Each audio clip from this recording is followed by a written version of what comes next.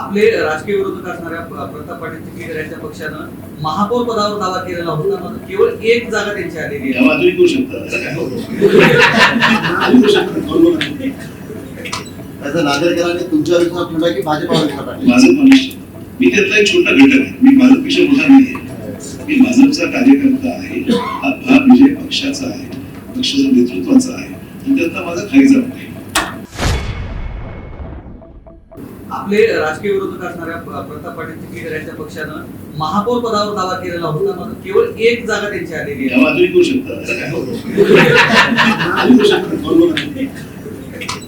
नांदेडकरांनी तुमच्यावर विश्वास ठेवला की भाजपवर विश्वास टाकला? माझं मनुष्य मी त्यातला एक छोटा घटक आहे. मी भाजपपेक्षा मोठा नाहीये.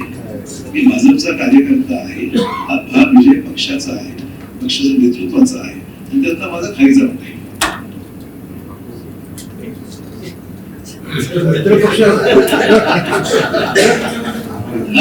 मित्र पक्षाला तुम्ही 6-7 जागा मिळतो असं हे केलं होतं, पण त्यांनी युती केली नाही. आता म्हणजे फायद्यात राहिले नाही.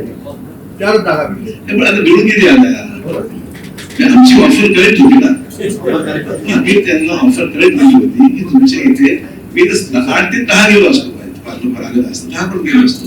त्यांना म्हटलं आमची क्षमता जास्त आहे, ठीक आहे, म्हणून आम्ही युती केली नाही.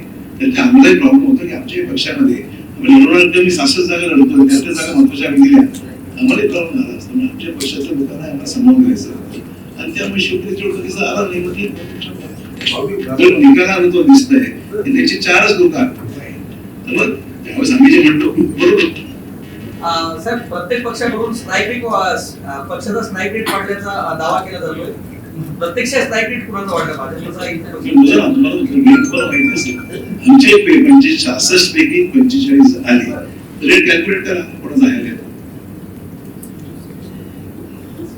अजून काही प्रशासकीय कामकाजाबद्दल समाधानी आहेत का? प्रशासकीय महानगरपालिकेवर सुधारणा करण्याची गरज आहे असं माझं मत आहे.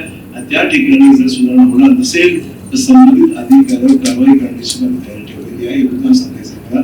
महापालिकेमध्ये लोकांना डेटा वेळ येऊ नये, कारभार पारदर्शक असावा, लोकांना त्रास होऊ नये, आणि त्या ठिकाणी म्हणून अधिकाऱ्यांनी चांगलं काम करावं, आणि जे करत नसतील तर त्यांना जिल्ह्याच्या बाहेर काढावं, असं माझं व्यक्तिगत आहे.